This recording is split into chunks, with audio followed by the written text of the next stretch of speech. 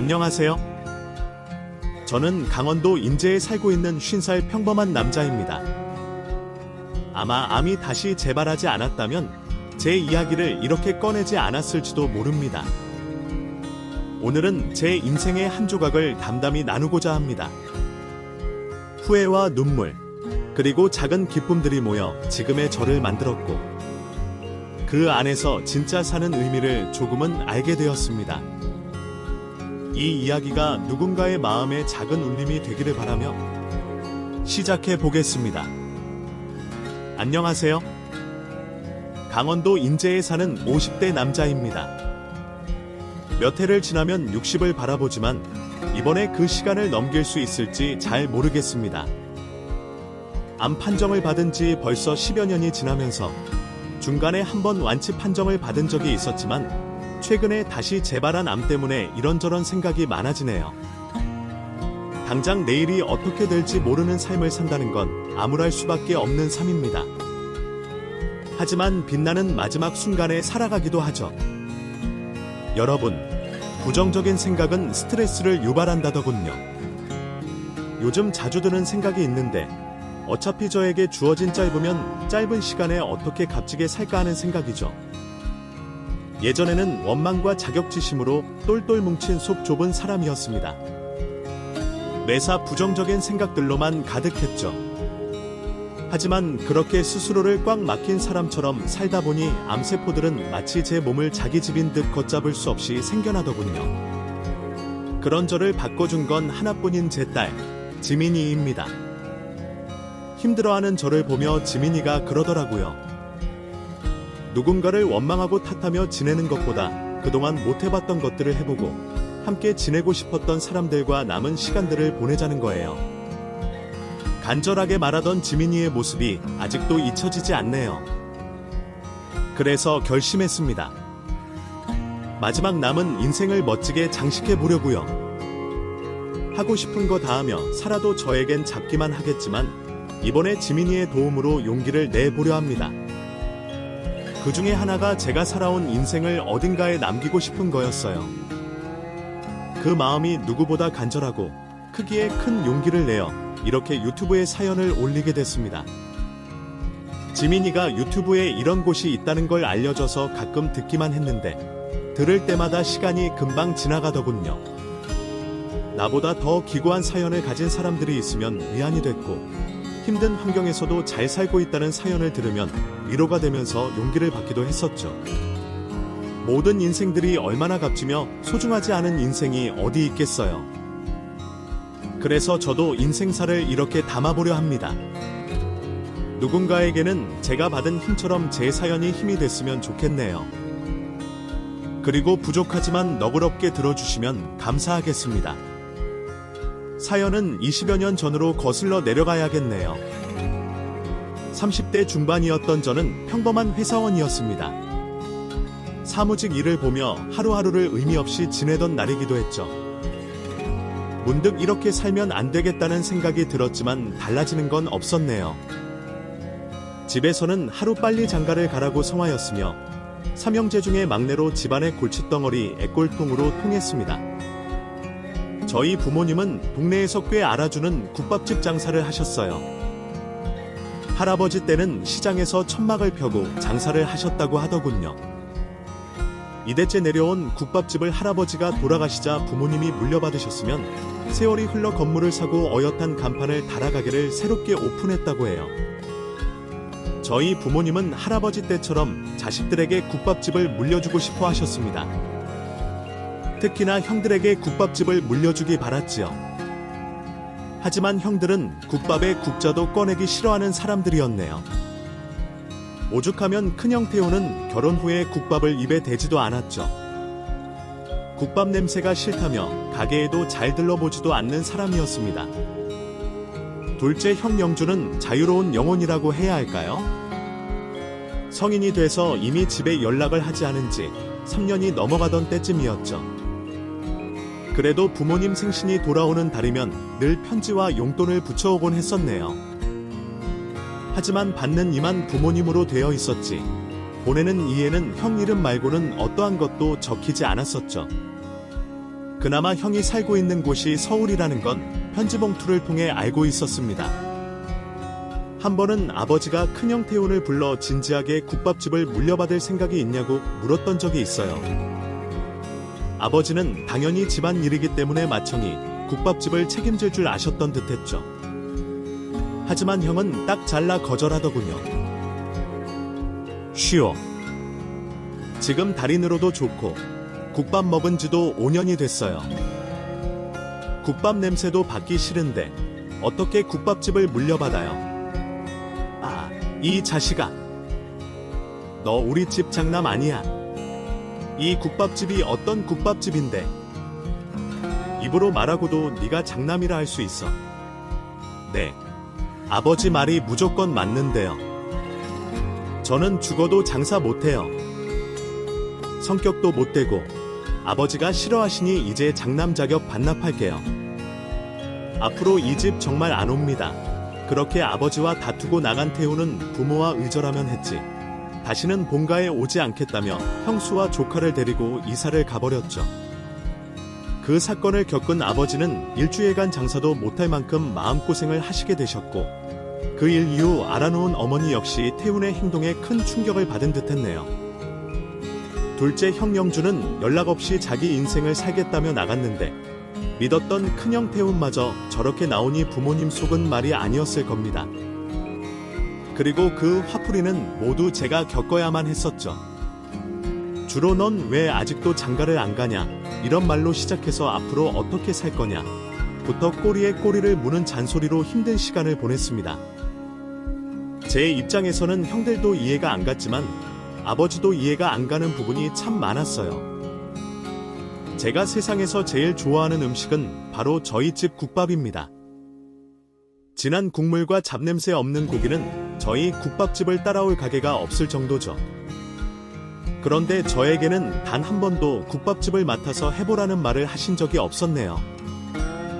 제가 그렇게 국밥을 좋아하고 잘 먹는데 말이죠. 형들이 국밥집을 물려받지 않을 거란 건 고등학교 때부터 알고 있었던 사실이었기 때문에 당연히 국밥집은 제가 이어야겠다는 생각을 은연중에 했던 것 같습니다.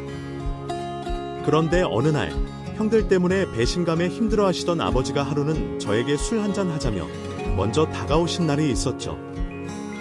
그날 제 인생이 달라졌습니다. 회사 일은 할만해. 늘 똑같지. 보 못하면 상사한테 깨지고 잘하면 상사 잘 둔 덕분이고. 너도 국밥이 그렇게 싫으냐? 아뇨, 아버지. 또 세상에서 제일 맛있는 게 우리 집 국밥이에요. 그런데 저한테 한 번도 국밥집을 물려받을 생각이 있냐고 안 물어보셨어요. 제 말에 아버지는 들고 있던 술잔을 떨어뜨리셨습니다. 그동안 제가 생각 없이 사는 놈인 줄 알았다고 하시면서 나이도 어리고 당연히 국밥집을 물려받기 싫어할 거라고만 생각하셨다군요. 전혀 아니라고 말하며 그동안 국밥집에 대한 애정을 아버지께 말씀드린 후 회사 일을 때려치고 아버지 밑에서 요리를 배우겠다고 했습니다. 그렇게 국밥집은 삼형제 중 막내인 제가 물려받게 됐죠. 회사 일을 하며 이름만 불리는 것보다 국밥집 사장님 소리가 저에게는 더 듣기 좋은 호칭이 됐네요. 몇 년간 아버지 밑에서 열심히 국밥집 장사를 하는데 저에게도 운명의 상대가 나타나더군요. 바로 수진이었습니다. 현재는 이혼해서 전부인이 되겠네요. 처음 수진을 만난 건 가게의 손님으로 만났어요. 부모님이 저에게 모든 일을 맡기고 쉬실 때였죠. 주방에는 제가 있고 홀을 봐주시는 이모님과 일을 하고 있는데 수진이 국밥을 먹으러 왔었습니다. 몇 번 얼굴을 익히면서 단골이 된 수진에게 호감을 느끼게 됐죠. 수진은 단발머리를 했었는데 앳된 얼굴에 항상 치마를 입고 국밥을 먹으러 왔었어요. 알고 보니 당시의 수진은 미용학원을 다니면서 미용 자격증을 따려고 준비하고 있다고 했었죠. 그런데 한 번은 장사 준비를 하면서 이모와 수다를 떨었던 적이 있었습니다. 저도 모르게 수진에게 관심이 있다는 말을 이모에게 하게 됐죠. 그 후로 이모는 자기만 믿으라며 수진과 잘 되도록 엮어주려는 게 보였습니다. 서로 대화를 주고받으면서 수진에 대해서 몇 가지 알게 된 사실 중에 가장 충격적이고 미룰 수 없는 게 한 가지 있었어요. 하루는 국밥을 다 먹고 포장을 해달라는 말에 집에서도 먹을 만큼 저희 집 국밥이 그렇게 맛있냐며 수진에게 물었죠. 그런데 수진 입에서 믿을 수 없는 말이 나왔습니다. 지민이가 좋아해요. 밥 먹을 때 사장님 국밥에 밥 말아주면 얼마나 잘 먹는지 몰라요. 지민이, 지민이가 있어요. 결혼 안 하신 줄 알았는데, 다이. 지민이요. 있어요. 이혼했어요. 다음에 지민이랑 같이 올게요. 수줍게 이혼을 했다며 자신을 소개하는 수진의 모습이 아직도 잊을 수가 없습니다. 아래는 언니에게 아이를 잠깐 맡기고 미용 학원을 다닌다고 하더군요. 미용 자격증을 따서 지민이와 행복하게 살 거라는 말을 들었을 때는 가슴 한쪽이 아파왔어요. 그때부터 수진에게 더 많은 눈길이 갔었던 것 같아요. 이혼도 했고 오히려 수진 곁에는 제가 있어야겠다는 마음이 컸었죠. 혼자서 아이를 키우는 수진에게 어떻게 해서든 도움이 되고 싶었습니다. 점점 수진에 대해서 알아가는 게 많아질수록 제 마음은 이 사람과 결혼해야겠다는 확신이 확고해졌어요. 그 후로 수진에게 적극적으로 나가기로 했네요. 결혼해서 수진이 그러는데 처음부터 제가 자기한테 마음이 있다는 걸 홀 이모한테 들어서 알고 있었다고 하더군요. 그리고 수진도 저를 마음에 두고 있었기 때문에 제가 다가가도 밀어내지 않았다고 했습니다. 그렇게 수진과 제가 서로의 마음을 조금씩 알아야 할 때쯤 수진이 지민이를 데리고 가게에 온 적이 있었어요. 처음으로 보는 수진의 지민이는 너무나 작았습니다.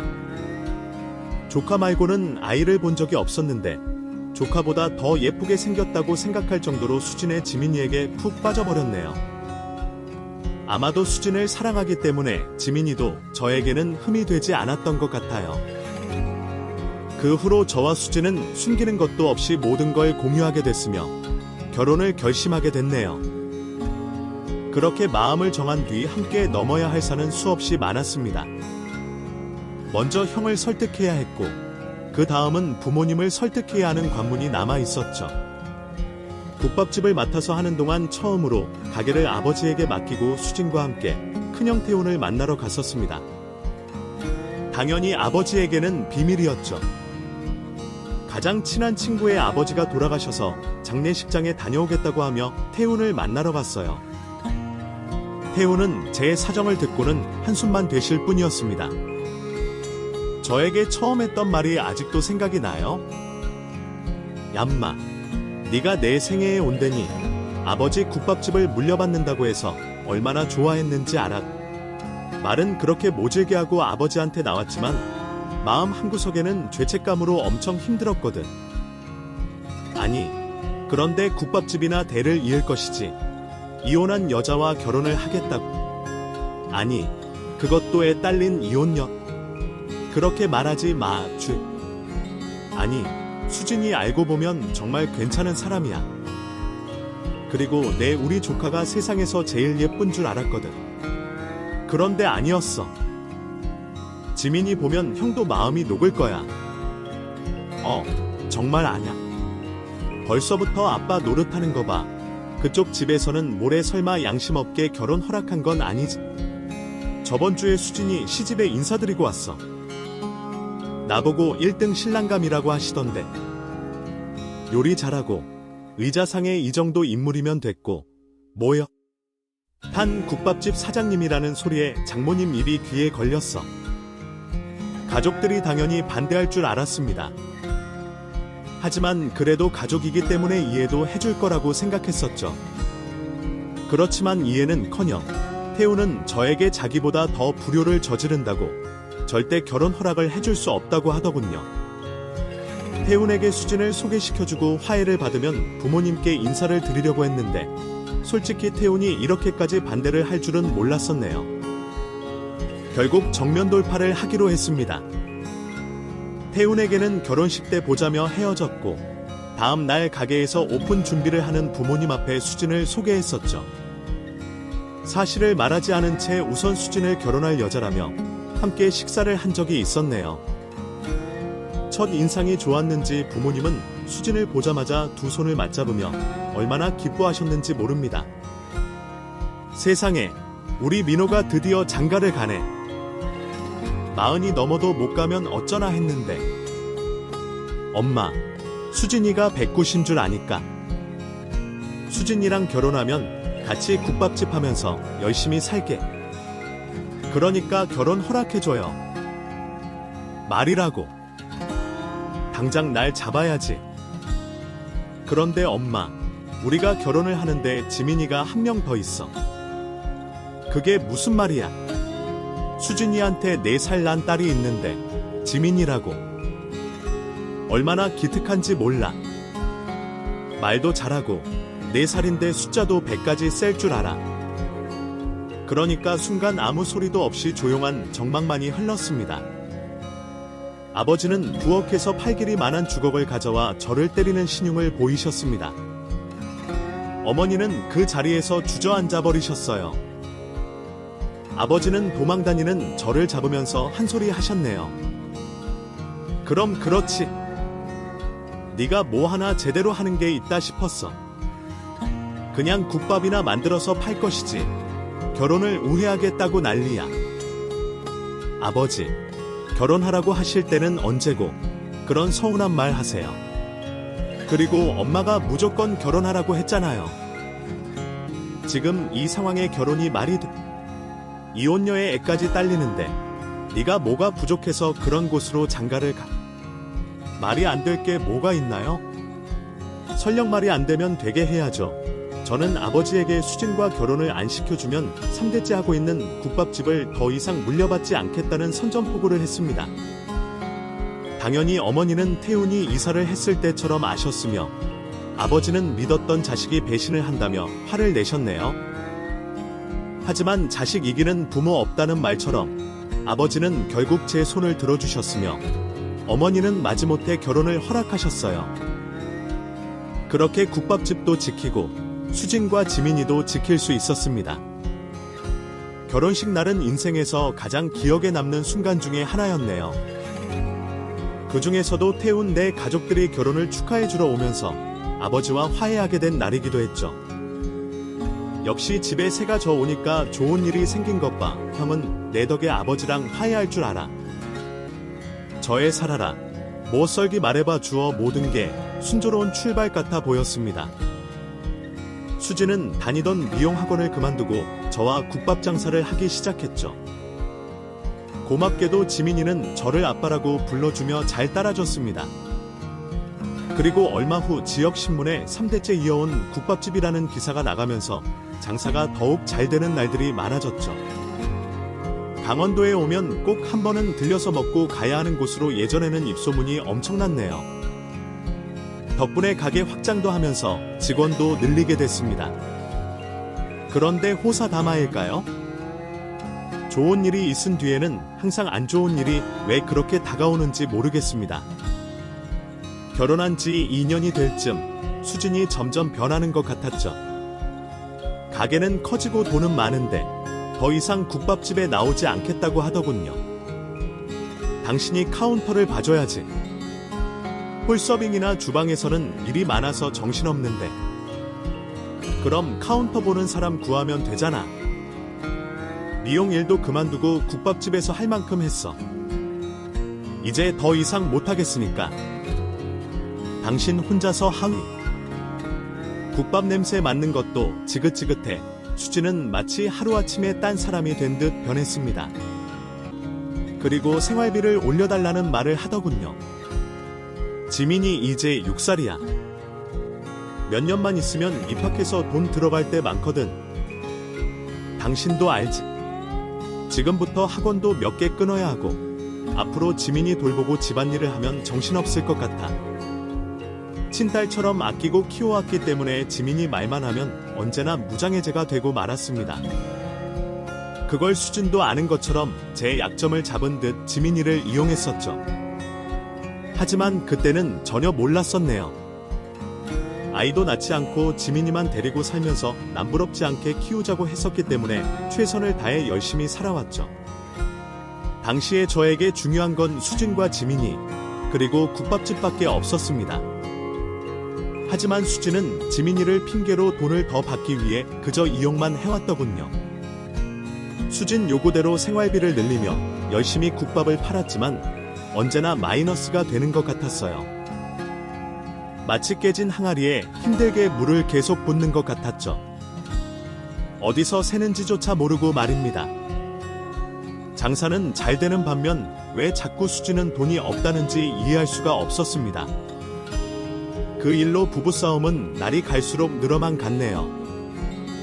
지난달에 생활비 하라고 추가로 80만원 줬잖아. 아니, 그런데 그게 일주일 만에 없다고. 나도 스트레스 풀 곳이 있어야지. 육아하면서 집안 살림하는 게 얼마나 힘든지 알아. 당신은 밖에만 있으니 알 수 없겠지. 나도 많이 참고 있어. 어디 도대체 뭘 얼마나 참는다고. 저번에 준 생활비는 어디에다 쓴 거야? 지민이 학원비에 썼지. 피아노, 미술학원, 공부방 쓰고 남은 걸로 내 옷 좀 샀어. 그게 그렇게 큰 일이야. 당신 진짜 너무해. 더 이상 수진과 어떤 말도 통하지 않아 답하기를 멈춰버렸네요. 돈을 아껴 쓰자고 하면 자기를 사랑하지 않는다고 말하거나 국밥집에서 일만 시키려고 자기와 결혼했냐는 말을 하며 절 당황하게 할 뿐이었습니다. 또 수진은 제가 변했다고 하더군요. 되려 화를 더 내버린 이 무슨 말도 못하고 수진이 달라는 대로 해줬죠. 그때부터 마음의 병이랄까요? 스트레스가 쌓였을지도 모르겠네요. 그나마 유일한 기쁨은 퇴근해서 집에 돌아온 저에게 나빠라고 다가오는 지민이었습니다. 반면 결혼 생활이 길어질수록 수진은 감당하기에 너무나 벅찬 사람이었으며 과소비를 하는 것도 힘들었지만 잦은 외박이 더 힘들게 하더군요. 아무리 부부 사이라도 서로 간에 지켜야 할 예의라는 게 있다고 생각했지만 수진은 모든 걸 무시하는 데 됐죠. 지민이와 제가 자는 동안 동네 엄마들을 만나고 오겠다며 저녁에 나가서 새벽에 들어와 술에 취해 거실에 자는 적이 한두 번이 아니었습니다. 지민이는 거의 어머니와 아버지가 봐줄 정도였죠. 다른 건 다 참을 수 있었는데 지민이를 돌보지 않는 것 때문에 처음으로 수진에게 화를 낸 적이 있었네요. 한 번은 퇴근하고 집에 왔는데 우리 집이 꺼져 있어서 아무도 없나 싶었는데 거실에서 6살 된 지민이가 추위에 떨며 잠을 자고 있었습니다. 그 모습을 본 순간 이성을 잃고 말았죠. 엄마라는 사람이 애를 두고 집을 나가. 당신 제정신이야. 잠깐 미용실 다녀온다는 게 지민이가 당신 퇴근할 때까지 기다린다고 안 따라오겠다고 해서 간신히 미용실 예약이 괜찮아서 취소할 수 없어서 다녀온 거야. 밖에 안 나가고 집에 잘 있었잖아. 그럼 됐지. 이게 그렇게 화낼 일이야. 수지는 점점 감당하기 힘들 정도로 막무가내로 나갔습니다. 그리고 결정적인 사건이 하나 생겼네요. 그 일로 인해 저와 지민이 그리고 가족들은 셀 수 없는 상처를 받고 말았죠. 수진이 외도를 저지르고 집을 나간 거였습니다. 그 사실을 알게 된 건 국밥집에 온 단골 손님들 때문이었죠. 수진이 다른 남자와 팔짱을 끼고 노래방으로 들어가는 걸 단골 손님이 보게 됐으며 그 소리는 저에게까지 들려왔네요. 솔직히 충격을 안 받을 수는 없었지만 이미 짐작을 했었던 것 같아요. 그동안 저에게 보였던 수진의 행동들로 인해 이미 수진의 외도를 의심하고 있었죠. 올 것이 왔구나. 이런 기분이었습니다. 그래도 부모님과 가족들이 알아서는 안 돼서 최대한 재선해서 이 일을 끝내려고 했지만 이미 소문이란 게 삽시간에 부모님 귀에까지 들어가게 되더군요. 이럴 줄 알았어. 너 등신이야. 동네 사람들이 다 아는데 그걸 덮어. 당장 이혼해. 엄마, 그 사람이 무릎 꿇고 빌었어. 그리고 그런 사이 아니래. 미용실에서 일 도와주면서 오는 손님이랑 노래방에 미용실 원장도 있었고 소문도 답이 들리니까 너무 신경 쓰지 마. 난 끝까지 이 결혼 반대했었어. 그런데 네 아빠가 국밥집 대를 이어야 한다면서 기어이 결혼을 허락하다가 결국 이 사단이 난 거지. 부모님에게 면목이 없더군요. 그리고 제일 미안한 건 지민이였습니다. 한 번의 아픈 기억이 있는 지민이에게 또 이혼 가정이라는 상처를 주고 싶지 않았죠. 하지만 이런 노력에도 수지는 저를 배신하고 창간남과 야반도주를 하고 말더군요. 그 충격으로 한동안 장사를 할 수 없었죠. 살아있는 것도 힘들었지만 밥을 먹는 것조차 사치인 것만 같았습니다. 부모님은 당장 지민이를 고아원에 보내라면서 보고 싶지 않다고 하시면서 저를 더 힘들게 했죠. 그때 기분은 낭떠러지로 누군가가 자꾸 저를 미는 기분이었습니다. 수진의 외도와 집을 나가는 것으로 인해 한순간에 많은 게 바뀌었어요. 국밥집은 예전에 비해 손님들이 뜸해졌고 부모님은 저와 전 부인을 원망하면서 친소녀도 아닌 지민이를 봐줘야 하는 상황이 왔었습니다. 태훈도 이 사실을 알고 한달음에 달려오더군요. 이게 무슨 꾸렷. 진짜 그 여자 침 나가 쏙 응어. 자기 딸을 버리고 어떻게 남자 때문에 집을 나가. 암이 증거 아니야. 나도 지금 내 정신이 말이 아니라서. 형, 부모님 보러 온 거면 보고 가. 가게 문 열 준비해야 돼. 수진이 앞으로 어떻게 할 건데. 그 여자 딸 말이야. 아니, 부모님은 고아원에 보내자고 했다며. 그 이야기에 다 끝났어. 지민이 내 호적에 올려있고 엄연히 내 딸이야. 더 이상 이 문제로 시끄럽게 하고 싶지 않아. 지민이를 받아들이는 데 있어서 가족들에게 미안했지만 도저히 나 몰라라 할 수 없겠더군요. 가족들의 반대에도 불구하고 완강하게 나갔습니다. 안 그러면 한순간에 지민이는 고아원에 보내줘야 했었죠. 한 번은 태훈이 이렇게까지 하는 이유가 뭐냐고 묻더군요. 저는 태훈에게 답했죠. 하루를 살아도 내 선택은 변하지 않아. 한 번 딸은 영원한 딸이지. 그리고 그 마음은 지금도 똑같습니다. 그 후 많은 시간들이 흘러 지민이가 고등학교에 들어갈 때쯤 처음으로 암 진단을 받았습니다. 건강검진으로 암세포가 있다는 걸 알게 된 후 어딘가에 원망할 대상을 찾아야 했네요. 세상도 싫었고 가족도 싫었던 순간이 있기도 했었죠. 입에서 욕은 늘었고 살아야 하는 이유도 찾지 못했습니다. 모든 원망은 절 배신한 전 부인에게 돌아갔으면 지민이에게도 화풀이를 했던 적이 있었네요. 전 부인의 가출과 감당 못할 스트레스로 매일 술에 의존해 살았기 때문에 몸이 이렇게 망가질 줄도 몰랐으며 모든 게 절망스러울 뿐이었습니다. 처음에는 병에 대해 가족에게 숨겼죠. 그런데 지민이가 병원 처방전을 보게 됐고 그 사실을 울면서 터놓더군요. 그동안 이유도 없이 지민이에게 화를 냈던 게 드디어 밝혀진 순간이었습니다. 그때 아차 싶더군요. 어린 게 살면서 눈치를 많이 봐와서 제가 아픈 것도 다 자기 탓이라며 저에게 미안하다는데 마음이 좋지 않았네요. 아빠, 미안해.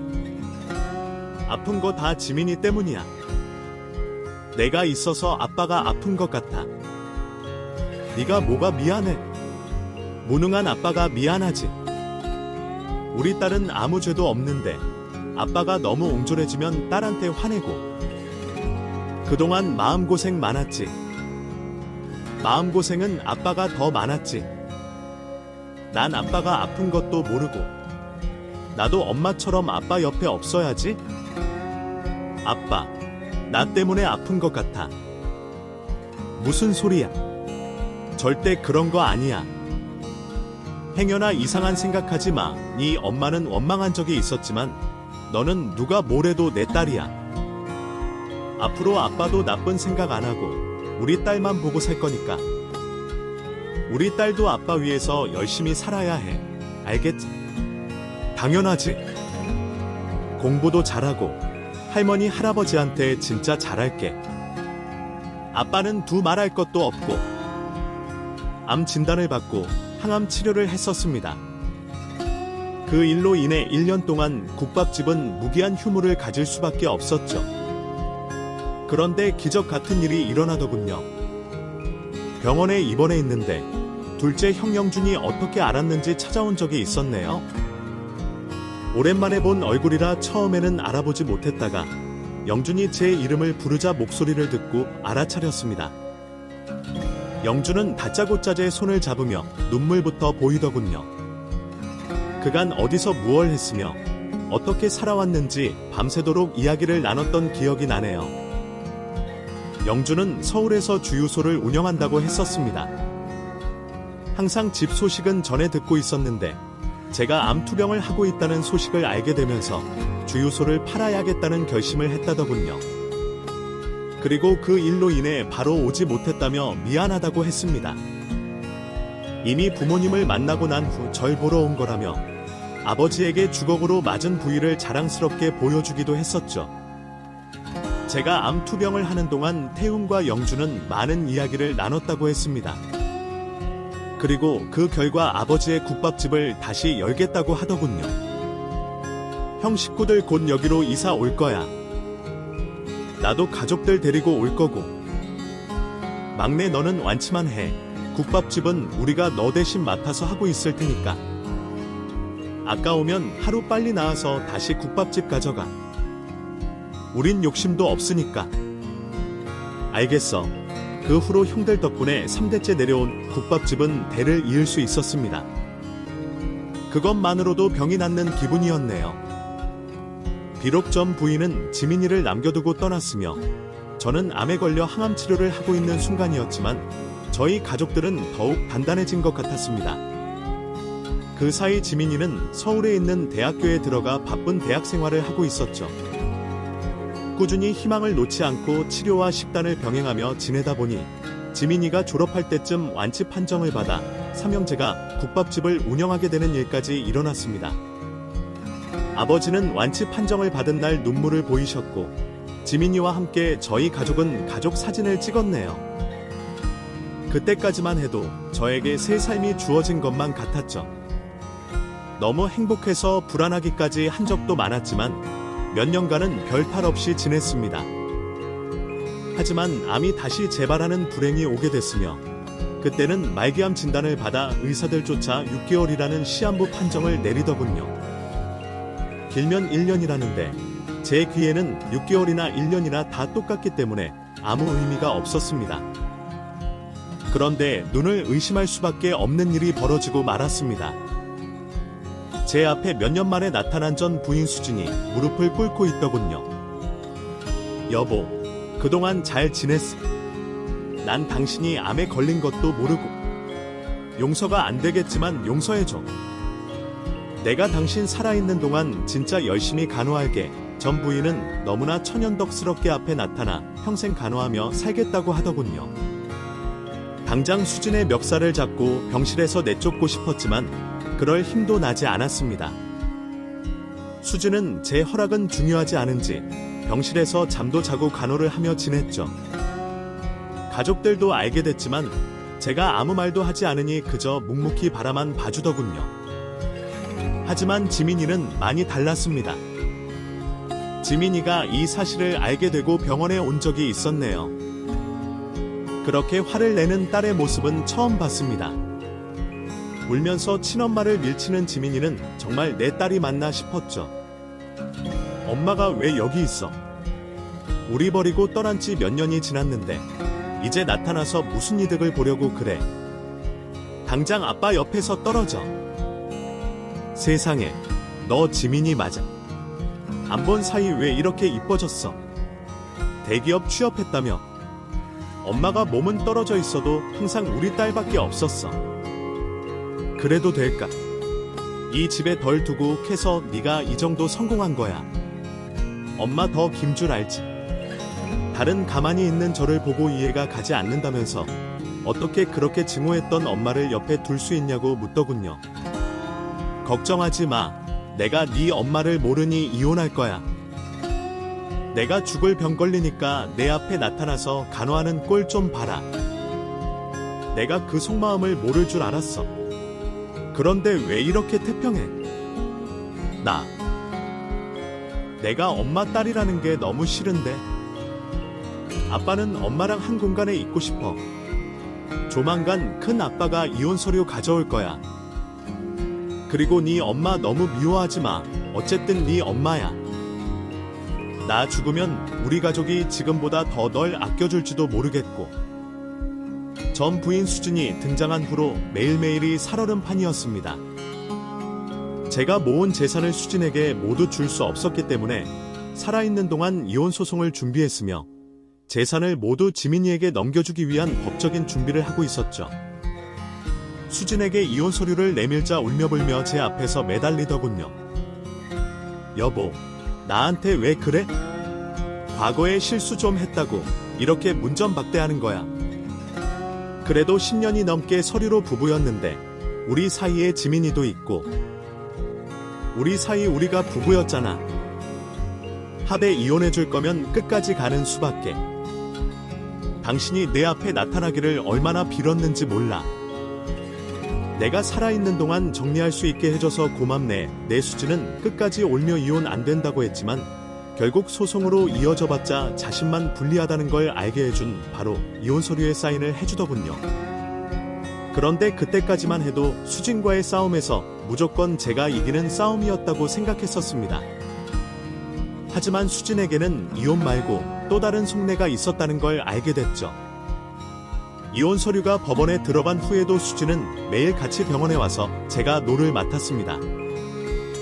그 모습을 보고 부모님은 억장이 무너지셨어요. 그러기에 있을 때 잘하지. 이제 와서 무슨 부귀영화를 누리려고 나타나서 우리 속을 긁어. 넌 어떻게 그때나 지금이나 변한 게 없니? 어머니, 그땐 철이 없었어요. 하지만 지금은 많이 달라졌어요. 제가 끝까지 민호 씨 간호할 테니까 염려 마세요. 말이라도 못할까? 그렇게 난리를 치고 떠났으면 잘 살던가, 아니면 더 일찍 오던가. 내가 무슨 막말을 하는지. 우리 민호가 착해서 그렇지.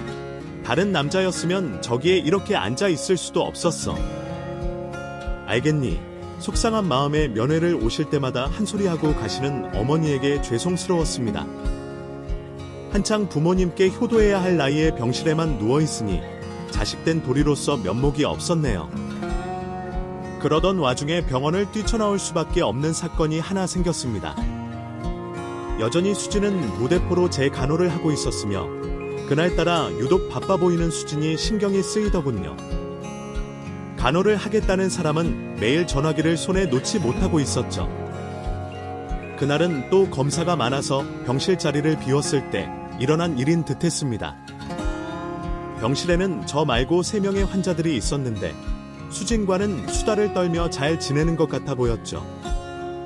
그날 밤 모든 검사가 끝나고 유독 피곤한 날이었는데 수진이 통화를 하고 오겠다며 필요한 게 없냐고 묻더군요. 낮에 떠올 건데 당신 뭐 필요한 거 없어? 없어. 여기 커튼이나 좀 닫아주고 나가. 한숨 자야겠어. 그래. 필요한 거 생기면 전화해. 수진이 나가고 30분쯤 지났을까? 병실에 있는 환자들이 누군가의 흉을 보는 듯한 목소리에 잠을 깨고 말았죠. 조울무라며 아니 부모 잘 만나갔죠. 땅값이 갑자기 올라서 벼락부자가 될 때 그런 사람은 무슨 복을 타고 나서 앉아만 있는데도 부자가 되는지 몰라. 끝나자 나 부잣집 사모님이 평으로 돌아갔고 그 집 자식이 셋이나 있다지 않았어. 그런 곳에 시집을 간대. 내 말이 아니 어떻게 그런 생각을 할 수 있지? 우리한테 떵떵거리며 하는 말이 있잖아. 무조건 돈이 최고라면서 그 집으로 시집만 가면 자식들은 자기가 다 키울 거라던데. 아유, 아무리 돈이 좋아도 그렇지. 사별한 애가 셋이나 있고 나이도 많다며. 그런 곳으로 돈이 좋다고 딸을 시집 보낼래. 진짜 불쌍한 집 아니네. 졸부에 시집을 가는 게 수준이라고 믿고 환자들의 대화를 엿듣는 잘라머리가 띵하는 소리가 들리더군요. 닫혀있던 커튼을 열고 환자들에게 무슨 말인지 재차 물었죠. 아이고, 깜짝이야. 계셨어요. 아, 우린 아무도 없는 줄 알았지? 아저씨, 무슨 말이에요? 그 사람이 체혼을 하는 게 아니라 우리 딸을 졸부에 시집보낼 생각이라고요. 그렇다니까. 통화하는 것도 닮았더니만 어떻게 꼬시는지 모르겠지만 그 여자 보통 여자가 아니야. 졸부 사무가 병으로 안 죽었으면 첩으로라도 드릴 생각이 어때? 아니, 무슨 엄마라는 사람이 그러는지 몰라. 아딸 팔아 호강하겠다는 거지. 보니까 몇 년 만에 돌아온 것 같던데 다 복적 있었던 거지. 그 순간 전 부인 수진이 병실로 들어오자 기저귀만 찬 채 침대 난간에 걸려있던 겉옷을 입고 도망을 치고 말았습니다. 수진이 쫓아올까봐 얼마나 급하게 도망을 쳤는지 모르네요. 마침 1층에서 면회를 하려던 태훈을 만나 본가로 도망을 썼습니다. 수진은 저를 찾아온 게 아니라 성인이 된 지민이를 찾아왔던 거였죠. 그 사실을 바보처럼 지금 알게 되자 제 자신이 원망스럽더군요. 태훈에게 자초지정을 설명하고 지민이가 있는 자취방으로 갔습니다. 지민이는 제 꼴을 보더니 놀라 입을 다물지 못하더군요. 하지만 저에게 눈뜨고 딸을 뺏기는 순간이 더 아찔했습니다. 그동안 전 부인 수지는 졸부집으로 시집을 가면 제 병원비며 할머니 할아버지 호강시켜 줄 수 있다는 말로 지민이를 설득하고 있었던 모양이었죠. 그 말을 듣는데 억장이 무너졌습니다. 그 여자를 절대 용서할 수 없겠더군요. 그 후로 항암 치료를 중단하고 매일 지민이와 가족 곁에 붙어 있기로 마음먹었네요. 병원에서 몇 개월 남지 않았다는데 몇 개월 더 연장하자고 병원에 누워 있을 수 없겠더군요. 지민이에게는 절대로 전 부인의 말에 넘어가지 말라고 했으며 살아있는 동안 제 딸은 제가 지켜야겠다는 생각을 했습니다. 현재는 전 부인 수진에게 접근금지 신청을 했으며 남은 여생을 지민이와 함께 즐겁게 지내고 있네요. 제 긴 사연을 끝까지 들어주셔서 감사합니다. 여러분 가정에 행복한 일들만 가득하시길 바라며 사연을 마치겠습니다. 오늘 제 이야기를 끝까지 들어주셔서 진심으로 감사합니다. 이 영상이 여러분의 하루의 작은 위로가 되었기를 바랍니다. 저처럼 누군가에게는 지금 이 순간이 마지막일 수도 있다는 생각으로 매일을 소중히 살아가셨으면 좋겠습니다. 혹시 이 이야기가 마음에 닿았다면 좋아요와 구독, 그리고 공유로 마음을 나눠주시면 큰 힘이 됩니다. 다음 영상에서 다시 인사드릴게요. 건강하세요.